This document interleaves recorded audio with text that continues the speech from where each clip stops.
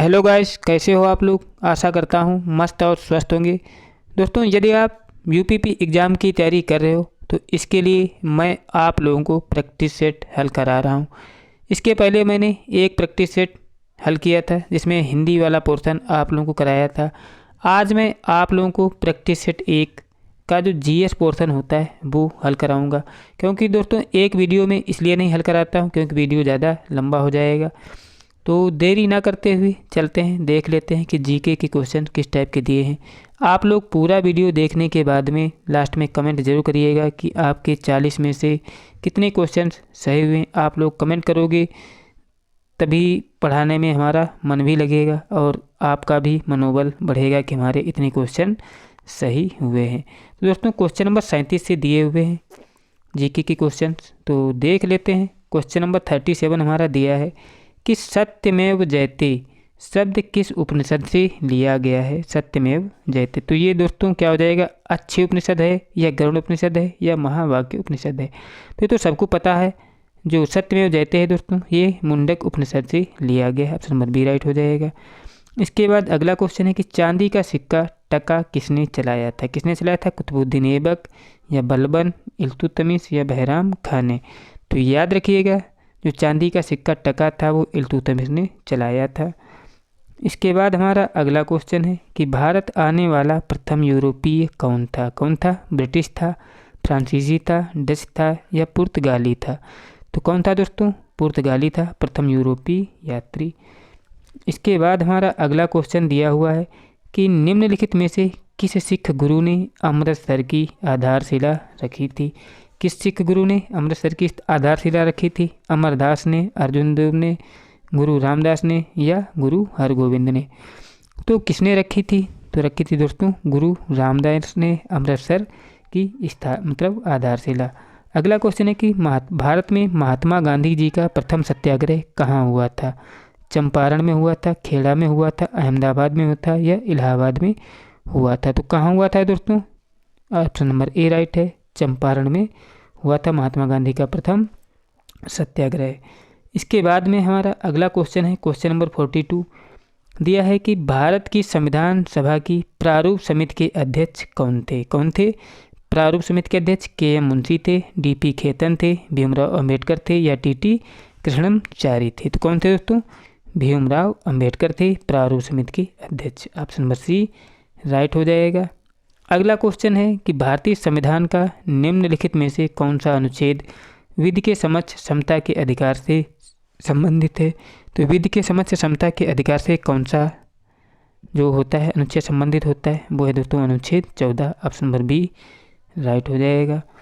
इसके बाद हमारा अगला क्वेश्चन है कि भारत में किस प्रकार का लोकतंत्र है। किस प्रकार का लोकतंत्र, प्रत्यक्ष है या प्रतिनिधियों का है या राष्ट्रपति का है या तानाशाही है। तो किस प्रकार का है, तो दोस्तों प्रतिनिधियों का है। भारत में किस प्रकार का लोकतंत्र है, तो वो है प्रतिनिधियों का। ऑप्शन नंबर सी राइट हो जाएगा। अगला क्वेश्चन है कि भारत के राष्ट्रपति को उनके पद से कौन हटा सकता है। कौन हटा सकता है, भारत के प्रधानमंत्री, भारत के मुख्य न्यायाधीश या संसद या लोकसभा। तो कौन हटा सकता है भारत के राष्ट्रपति को, तो इसके लिए दोस्तों ऑप्शन नंबर सी राइट है, मतलब संसद के दोनों सदस्य लोकसभा और राज्यसभा से जो होता है बिल पारित करके राष्ट्रपति को हटाया जा सकता है। अगला क्वेश्चन है कि लोकसभा की बैठक आयोजित करने के लिए न्यूनतम कितनी संख्या में सदस्य उपस्थित होने चाहिए। तो कितने, कुल सदस्य का 1/4, कुल सदस्य का 10वां भाग, लोकसभा का 50% संख्या या न्यूनतम 100 सदस्य। तो दोस्तों कितने सदस्य होने चाहिए लोकसभा की बैठक आयोजित करने के लिए, ये तो सबको पता होगा कि कुल सदस्य का कितना 10वां भाग उपस्थित होना जरूरी होता है। ऑप्शन नंबर बी राइट हो जाएगा।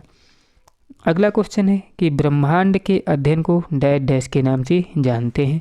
तो ब्रह्मांड के अध्ययन को किस नाम से जानते हैं, कॉस्मोलॉजी या सिस्मोलॉजी या एस्ट्रोलॉजी या लिम्नोलॉजी। तो किस नाम से जानते हैं दोस्तों, इसको जानते हैं कॉस्मोलॉजी के नाम से। ऑप्शन नंबर ए राइट हो जाएगा। अगला क्वेश्चन है कि निम्नलिखित में से कौन सी रेखा भारत के लगभग आधे हिस्से से होकर गुजरती है। कौन सी है, मकर है या भूमध्य रेखा है या कर्क रेखा है या प्रमुख भूमध्य रेखा है। तो कौन सी रेखा होती है जो भारत के मध्य से होकर गुजरती है, तो वो होती है दोस्तों कर्क रेखा, जो भारत के मध्य से होकर गुजरती है। अगला क्वेश्चन है कि भारत में कितने राज्य हैं। तो वर्तमान में भारत में 28 राज्य हैं और 8 केंद्र शासित प्रदेश हैं। इसके बाद हमारा अगला क्वेश्चन है कि भारत के किस राज्य में सर्वाधिक वर्षा होती है। तो किसमें, मेघालय में, उत्तराखंड में, राजस्थान या केरल। तो दोस्तों किस राज्य में सर्वाधिक वर्षा होती है, तो सबको पता है मेघालय में सर्वाधिक वर्षा होती है। अगला क्वेश्चन है कि प्रधानमंत्री के द्वारा एक आधार आधारित मोबाइल पेमेंट ऐप भीम जारी किया गया, इसका अर्थ क्या होता है। तो इसका अर्थ क्या होता है दोस्तों भीम का, देखते हैं यहाँ पर अगले विकल्प भी क्या दिए हुए हैं उनको भी देखते हैं।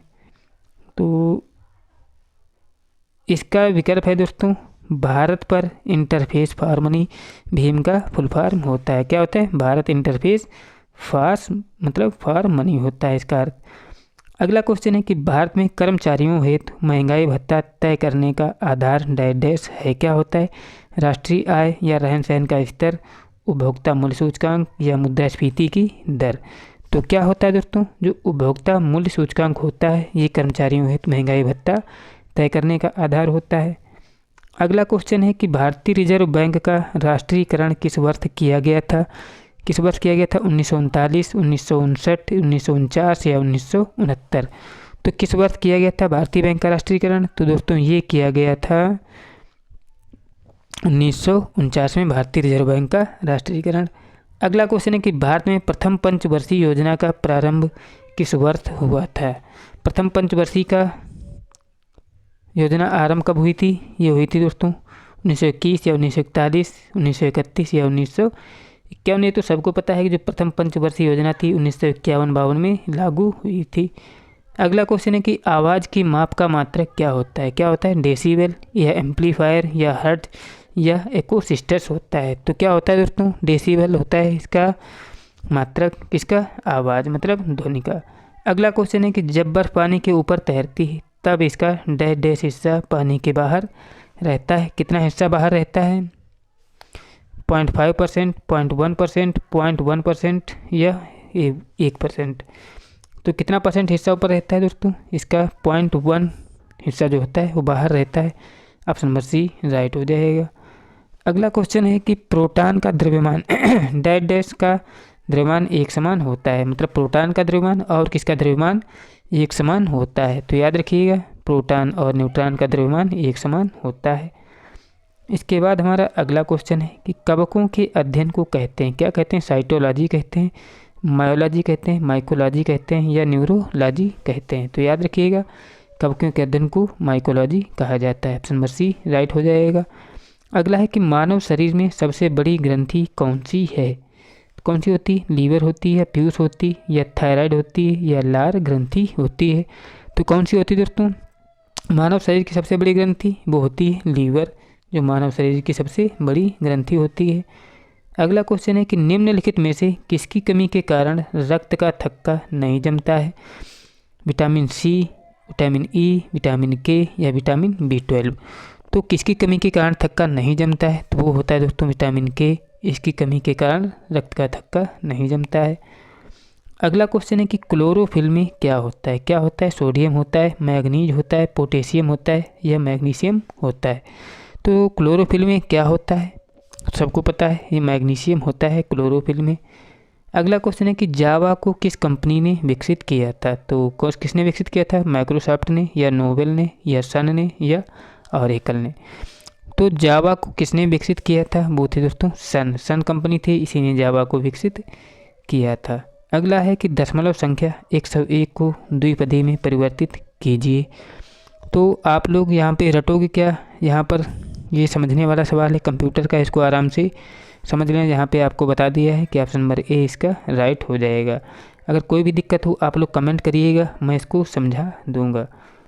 अगला क्वेश्चन है कि इकोलॉजी शब्द की रचना किससे हुई थी। तो इकोलॉजी शब्द की रचना किससे हुई थी, मतलब किसने की थी, अर्नेस्ट हैकल ने की थी, ह्यूगो डी राइस ने या रॉबर्ट ब्राउन या जी एवलिन हचिंसन ने की थी। तो इकोलॉजी की शब्द की रचना करने वाले थे Ernest Haeckel. Option number A right हो जाएगा। इसके बाद में अगला क्वेश्चन है कि निम्नलिखित में से किस राज्य में दंपा टाइगर रिजर्व है। किस में है दंपा टाइगर रिजर्व, असम में है, मिजोरम में है, कर्नाटक में है या उड़ीसा में है। तो दंपा टाइगर रिजर्व दोस्तों कहाँ है? ये मिजोरम में है। ऑप्शन नंबर सी राइट हो जाएगा। आप लोग यहाँ तक देख लिए तो प्लीज़ चैनल को सब्सक्राइब कर लें। वीडियो अच्छा लगा तो लाइक भी करें और अपने दोस्तों के पास शेयर भी कर दें। अगला क्वेश्चन है कि निम्न में से कौन सा भारत का पहला अंतर्राज्यीय अभियान था? कौन था? चंद्रयान मिशन था, आर्यभट्ट मिशन था, मंगलयान मिशन था या फिले मिशन था? कौन सा भारत का पहला मिशन था? तो याद रखिएगा जो मंगलयान मिशन था ये भारत का पहला मिशन था। इसके बाद में हमारा अगला क्वेश्चन है कि निम्नलिखित में से कौन सी किताब मुंशी प्रेमचंद के द्वारा नहीं लिखी गई है?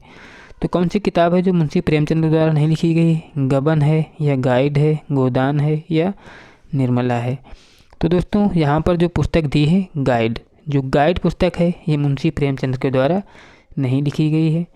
अगला क्वेश्चन है कि डांडिया डैश डैश की एक लोकप्रिय नृत्य शैली है। किसकी है डांडिया? गुजरात की है ये या पंजाब की है या गुजरात या महाराष्ट्र या मध्य प्रदेश की है? तो सबको पता है जो डांडिया जो होता है दोस्तों ये कहाँ का होता है? गुजरात का एक लोकप्रिय नृत्य होता है। इसके बाद में अगला क्वेश्चन है कि निम्न में से कौन सा एक नोबेल पुरस्कार विजेता भारतीय का नाम है? कौन है? विक्रम साराभाई, एस पंचरत्नम या एपीजे अब्दुल कलाम या सीवी रमन?